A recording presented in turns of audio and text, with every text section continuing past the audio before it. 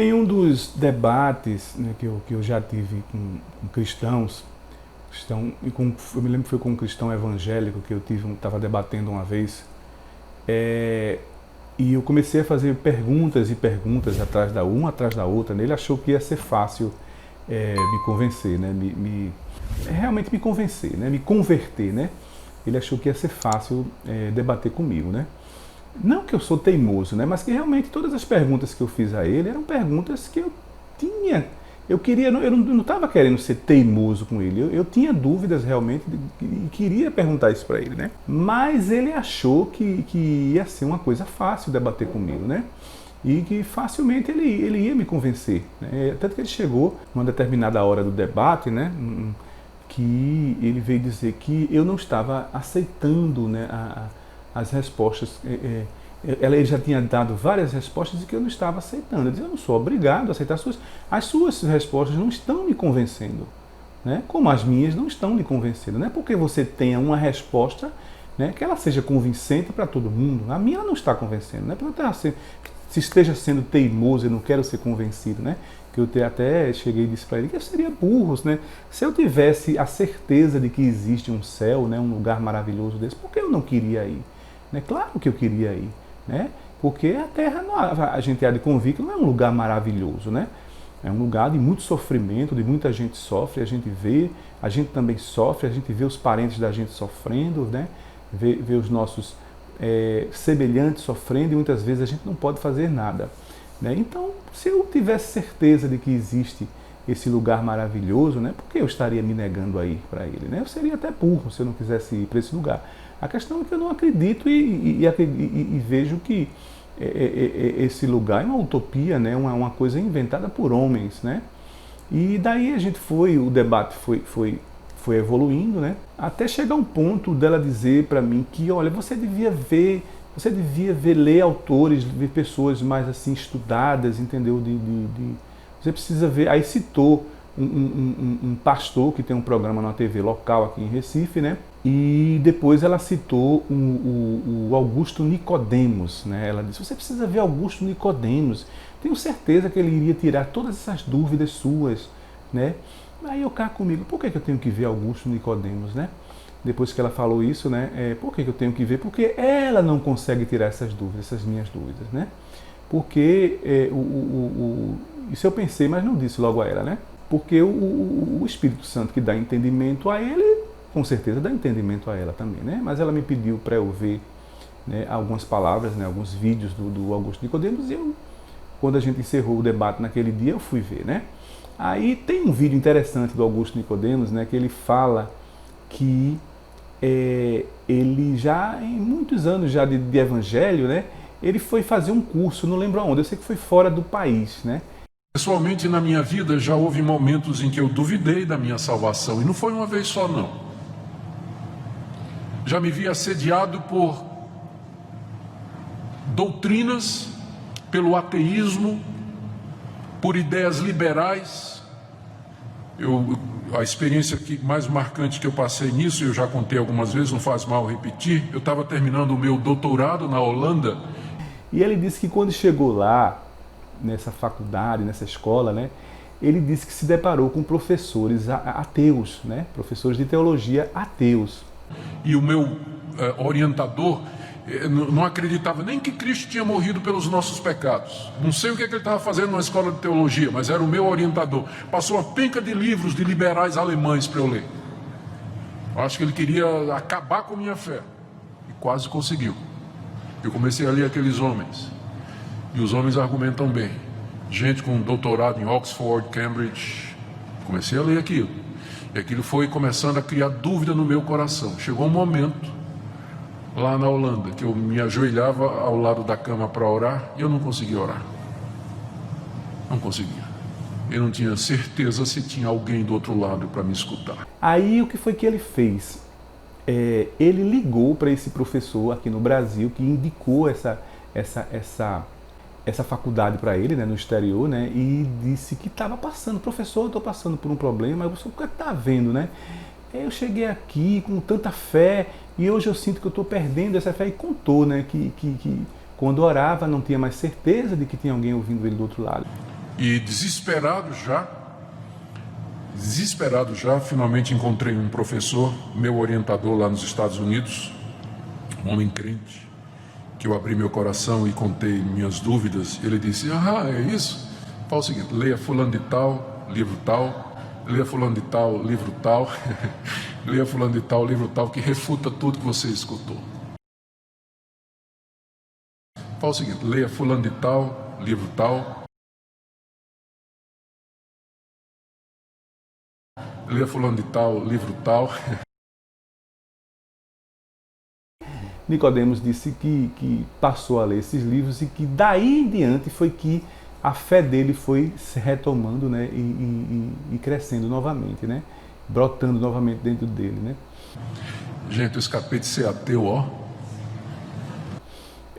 Aí o que eu achei interessante foi o seguinte, né, eu já vinha daquela ideia do Espírito Santo que dá entendimento, né, eu já achei esquisito, porque a minha debatedora me mandou eu ver vídeos de Augusto Nicodemos. Por que ela não estava conseguindo me convencer?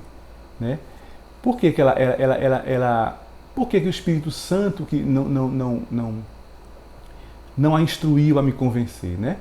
Não a inspirou a me convencer. Aí ela me mandou, indicou um homem, né? Um homem certamente mais instruído do que ela, intelectualmente, né? Mas aí eu pergunto, e o Espírito Santo que inspirou esse homem, não é o mesmo que inspirou a ela?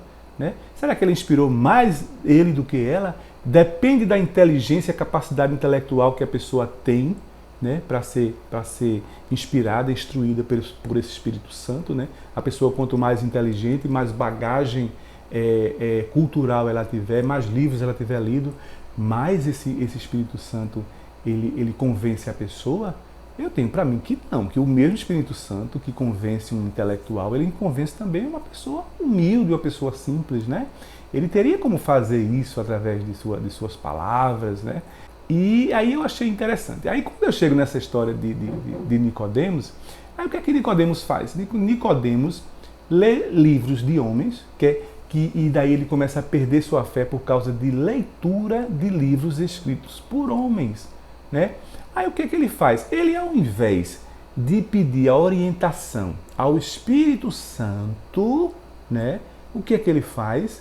Ele liga para um homem do outro lado do oceano, né, um professor, um homem, né, para pedir orientação a ele o que fazer, porque estava perdendo a sua fé, porque leu o livro de homens. Aí este homem diz a ele, leia estes livros que eu vou indicar a vocês, escritos por homens. Quer dizer, cadê o Espírito Santo nessa história? O Espírito Santo foi praticamente jogado para escanteio. Em nenhum momento ele disse assim, não, eu vou pedir orientação ao meu Espírito Santo e ele vai me orientar, né, sobre essa questão dessa fé que eu estou perdendo. Né? Por que esses livros escritos por simples homens mortais, né, estão fazendo eu perder a minha fé? Não, ele foi pedir uma ajuda a um homem, o homem indicou livros escritos por outros homens e daí foi que ele restabeleceu a sua fé em Deus sobrenatural, todo-poderoso. Quer dizer, o tempo todo, gente, só existiu homens nesse meio, nessa jogada. Né? Em nenhum momento Deus apareceu, Deus se revelou para ele em forma de Espírito Santo, em forma de Espírito Pombo, de forma alguma esse Deus se revelou. Ele sempre ele teve que buscar a orientação de homens. Né? E é isso que as pessoas não conseguem enxergar, gente. Vocês agora falando para vocês que são cristãos, crentes, prestem atenção. Vocês o tempo todo estão sendo orientados por homens, gente. Não é nada por sobrenatural, por Espírito Santo, por Deus, por nada. Prestem sempre atenção. Vocês vão às igrejas para ouvir pastores, ouvir homens falando, né, supostamente por intermédio de um Deus Todo-Poderoso. Né? Então, prestem bastante atenção nisso. Né? Em nenhum momento, né, embora muitos digam que Deus fala com eles, né? Deus fala comigo, eu já ouvi muitos eles dizerem isso, quase todos dizem isso. Né? Mas prestem atenção como é essa fala de Deus com vocês. Né? Isso realmente foi o que vocês foram ensinados através dos homens, nas igrejas, que isso é a voz da consciência de vocês, era Deus falando com vocês. Né? Isso também foi um ensinamento de homens, né? Para vocês interpretarem isso como se fosse um ser sobrenatural falando com vocês, gente. Às vezes uma coincidência que acontece em nossas vidas, né? Você passa por um momento difícil na sua vida, né? E que você está quase deprimido, você está entristecido com aquilo ali, e de repente você sai na rua e vê uma pessoa em cima de uma cadeira de rodas, né, com uma bolsa de colostomia aqui de lado, entendeu? Pálido, né? Aí você tem aquele choque, né? E vê que o seu problema não é maior do que aquele, né? E isso se você for orientado, né, numa igreja, de que aquilo ali foi Deus se revelando, falando com você, né? Você vai acreditar que realmente foi. Eu já acreditei nisso também, né? Até que eu comecei a comparar essas coincidências com coincidências que não faziam sentido nenhum também, né? Por exemplo, eu estar assistindo televisão, ouvindo um rádio, né? E eu falar uma palavra e na mesma hora a televisão falar, né? Isso já deve ter acontecido com vocês, né? Houve uma vez que eu saí com minha... E só que essas coincidências não levam a nada, são coincidências bobas, né? Uma vez eu estava saindo com minha esposa de carro e na saída de casa a gente comentou sobre uma empresa de biscoitos que tinha aqui, muito tradicional, aqui em Recife, chamada Pilar, né? E que essa empresa estava esquecida, né? A gente ouvia muito falar na infância da gente e ela hoje nunca mais ninguém tinha ouvido falar, mas ela estava no mercado ainda, né? Mas cadê a Pilar, né? E tinha uma outra chegando, uma concorrente chegando, uma tal de Vitarella, que estava com tudo em propagandas em TV, né? E é isso que a gente conversando, quando a gente chega, a gente sai do bairro da gente, que entra numa via, numa BR, né, que fica perto da casa da gente. Aí o que é que passa na nossa frente? Um caminhão com o nome dessa empresa que a gente estava conversando, a Pilar. Ele passa bem na nossa frente, esse caminhão. Vejam que coincidência incrível isso. Aí eu digo, se fosse uma coisa que tivesse a ver com morte, com Deus, né? Se essa conversa da gente tivesse ido para esse lado, a gente teria ficado impressionado, a gente acharia que realmente foi Deus era Deus que estava se comunicando com a gente. Mas na verdade são meras coincidências. Né? Outra vez eu estava em casa, eu estava me preparando para sair para um evento e juntando equipamento, documentos e tudo mais, e eu havia perdido o meu óculos, né? E eu queria saber a data daquele dia, né? Que data é hoje? Procurando na minha agenda, sem enxergar direito, né? Aí eu ia lá dentro e voltava, vi essa televisão ligada, passando na Maria Braga, né?